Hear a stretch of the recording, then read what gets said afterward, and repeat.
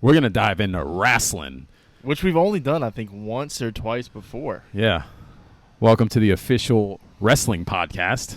Who effing knows? Yeah. WFK. Yeah, if you don't like wrestling, you can just cut off right there. And there you go. But you shouldn't. Because we all grew up. We did. Like in wrestling. That's where we should start this conversation. You don't have to get deep into it. Let's do it. But I think we've already established it before that both of us grew up. Like my family was diehard. Yeah, the Headbangers story, man. That was a great story. Yeah.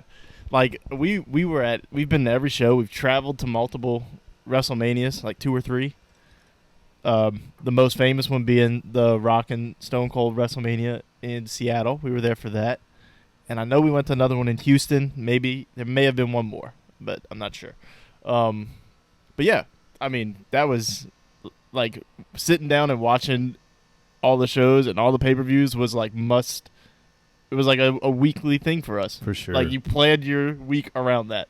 Yeah. I remember being like, yes, we'll get into some more topics in a second, but I remember being like, I think I was like 8 years old or 7 years old. I was at a friend's house. And first of all, when I was young, and this is going to date me, when I was young, we didn't really play video games. Like, we didn't really have video games. There was like an Atari. I think the Nintendo was out, but like nobody really had it. We're always outside. So like we knew all the neighbors. We knew all the kids in the neighborhood. And there was a guy who had a kid, but we weren't really friends with the kid, but we were like hanging out with him this day. And they had like WWF In Your House on. I don't even remember like what year it was. I was 7, so probably like 95. I don't know. I was only 2. Yeah, I know. I'm old. But I just remember like Ahmed Johnson being on this show and me, for whatever reason, thinking he was the baddest motherfucker on the planet Earth. Like, I was like, damn, like he's gonna whoop some. I don't know. And like I was just enamored with wrestling. Like just. See, I grew up in the Attitude Era. Like, my childhood was the Attitude Era. Well, I went into that. Yeah, my first exposure is Attitude Era. So yeah. That's when I really, like, it heightened for me. I really started watching because, like... Well, I think that's everybody. Yeah. Because I was 7 at that point. Yeah. Like, I didn't actually watch. It was the first time I watched. When I actually started watching, I think, like, the NWO was just forming, was when I first started really, really watching. Yeah. And then the rest is history. Yeah. And we brought wrestling up because I told him that they're sucking me back in. I don't know. I know I've seen you tweet about it a couple times, so I don't know how much you watch, whether you just catch glimpses or whether you know what's going on at all. But what did it originally is this whole Bloodline storyline. It's a good storyline, man. It sucked me. Like, I saw people talking about it on Twitter for a while, and I was like, let me watch a couple times. Because like I've tried to dive back in a few times, and I just never got into it. I think the last time I tried was like it felt like they were trying. This was years ago. It felt like they were trying to force Roman Reigns on people.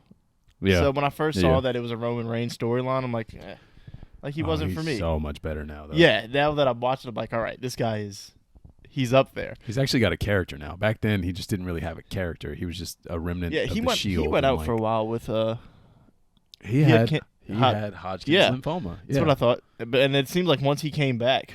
That was his second time, though. Was it? He was in remission originally, I think, and then it came back.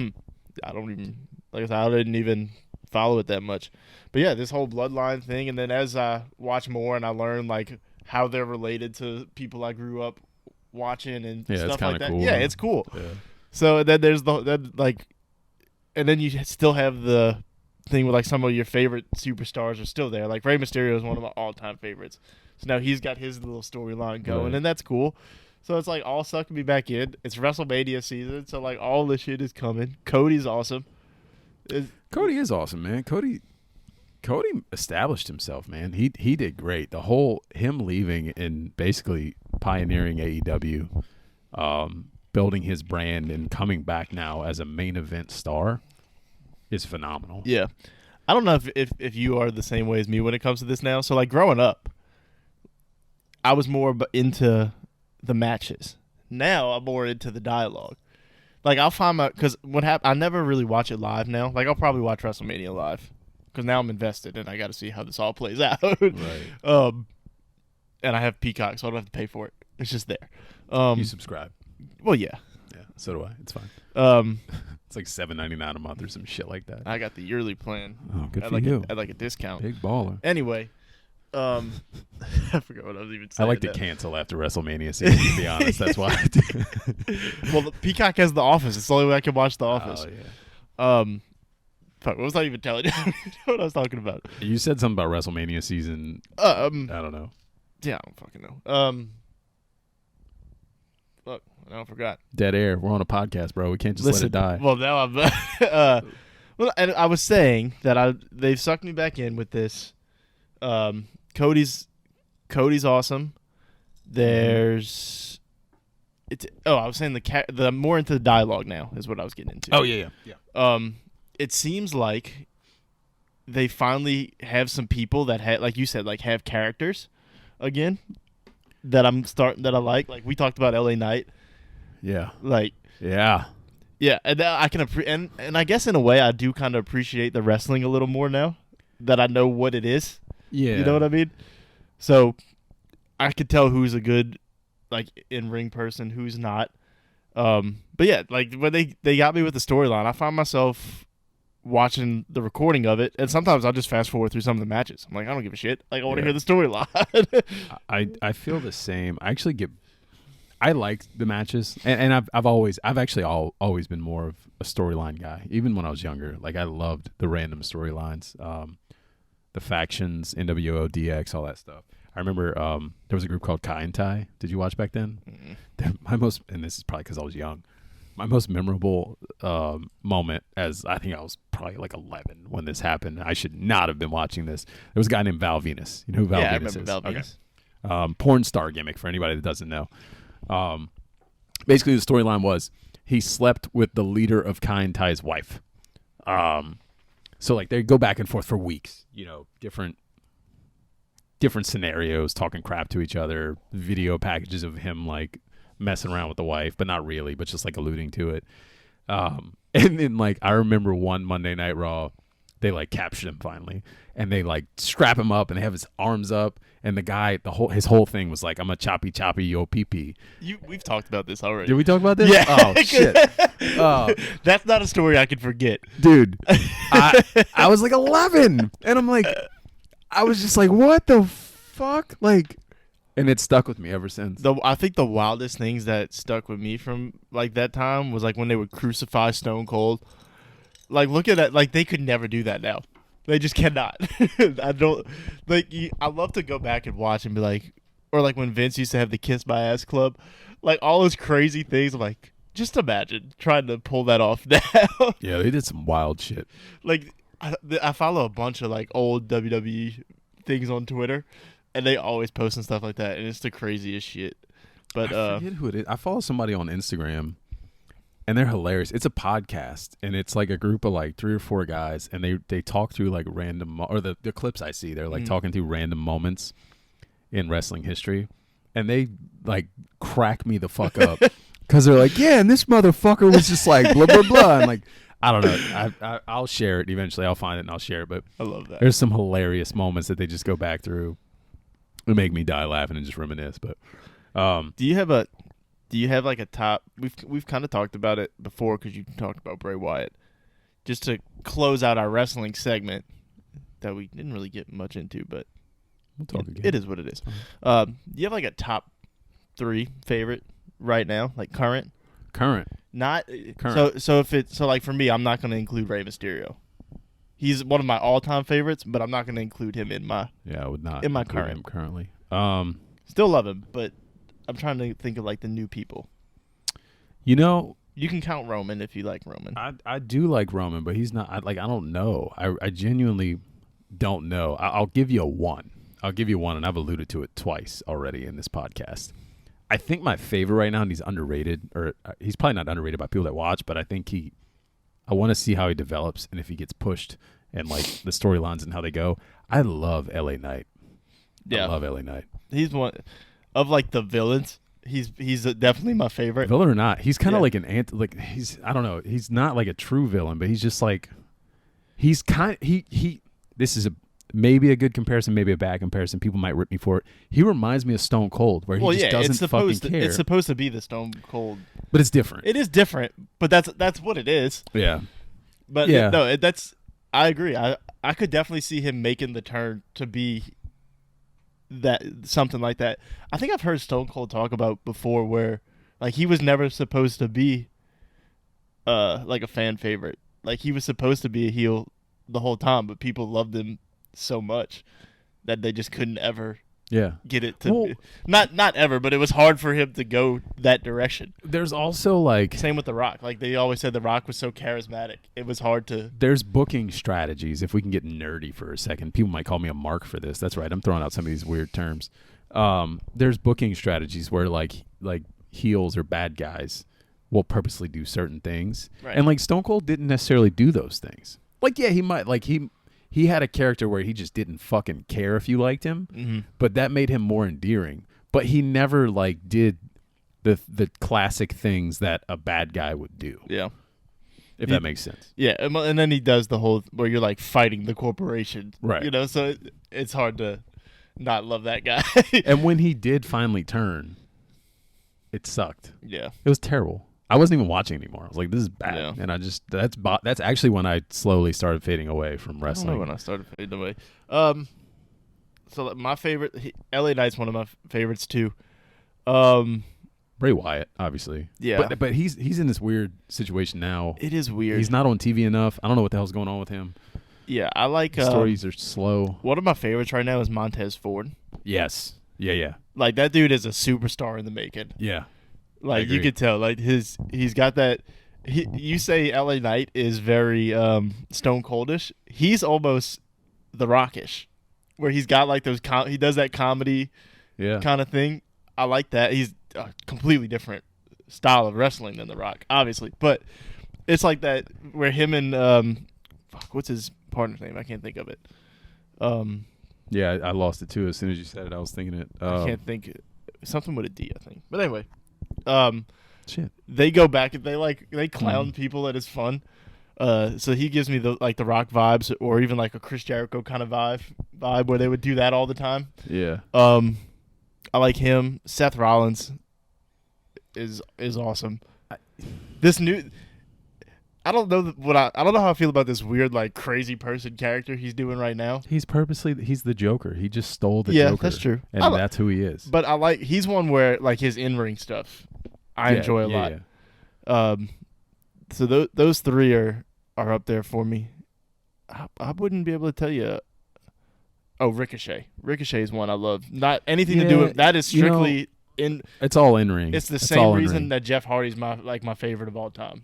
Just the in ring stuff is so crazy that I get hooked. I love that. So your three favorite. Say it again. I don't know if I have an order, but I'll give it LA Knight. Montez Ford is number 1. Mm. Probably LA Knight 2, and then I guess Seth Rollins 3. Okay. But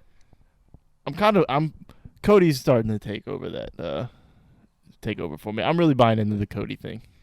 I do like Cody. I think I'm gonna go. LA Knight 1. 2. I'm going Cody. I like Cody. Yeah. I like that he's repackaged himself. He's a master on the mic. He's really good. He's also good with the media. He's good all around.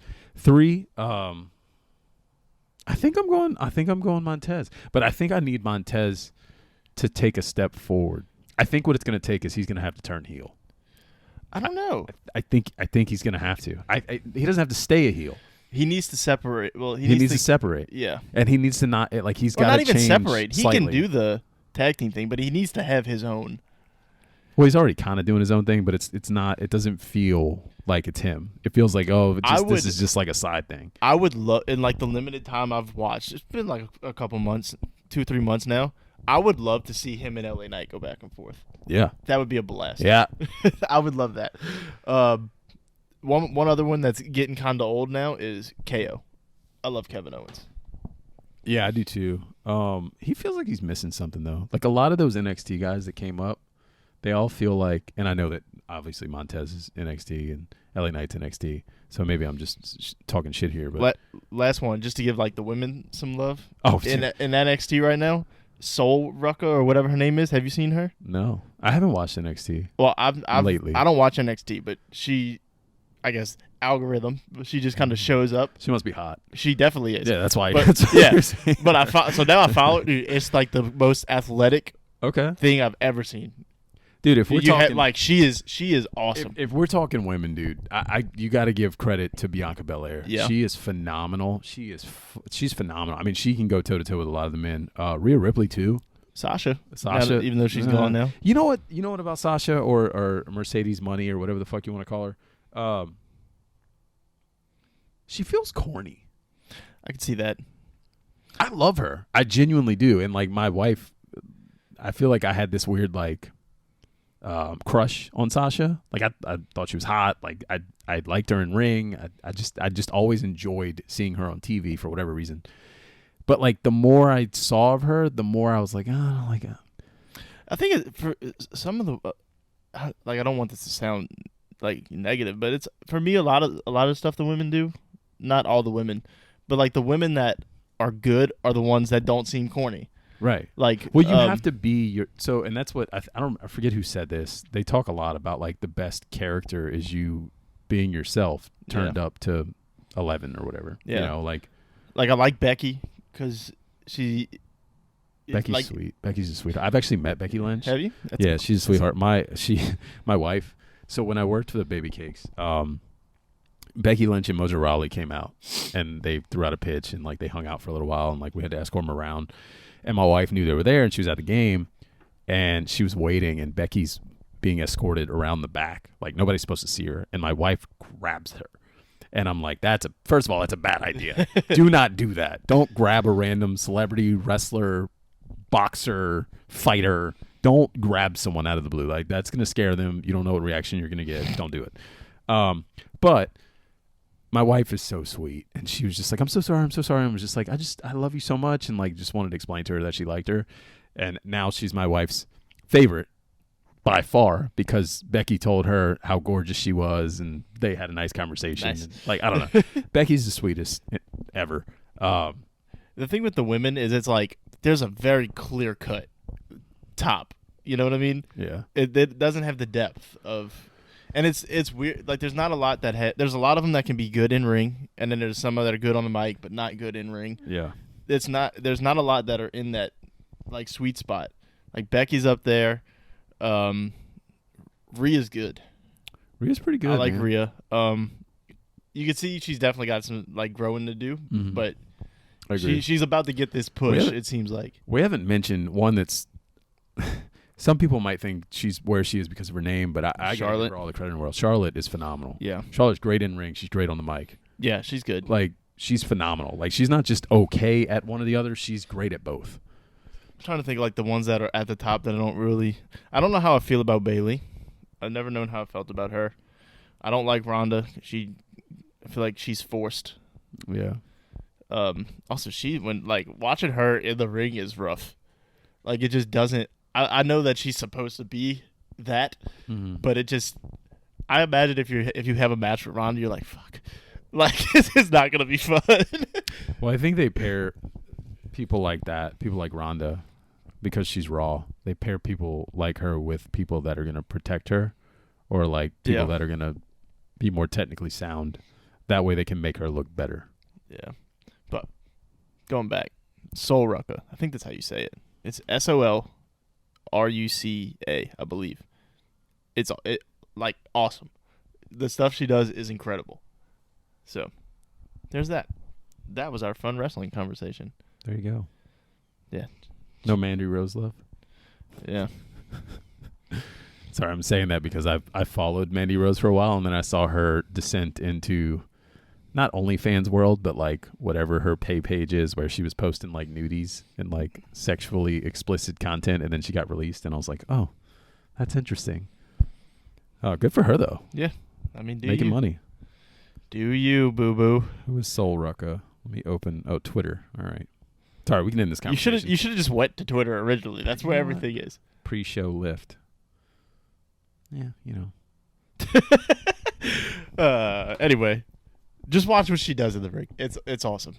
I bet. She's gonna She be looks, she looks athletic as fuck. when she gets to WWE. It's gonna be a rocket ship. Is she good on the mic? I don't know. I don't really watch Who NXT. knows if it's gonna be a rocket ship? She could be terrible. What you could do at the very worst, she'll be the Ricochet of the women.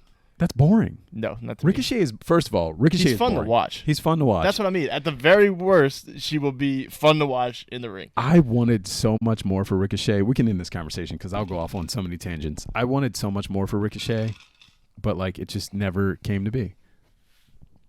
Well, he hasn't been around forever. He's boring. He's still fresh. He's boring. We'll see. Throw him in AEW, he'll be boring there too. Well, He's a spot monkey.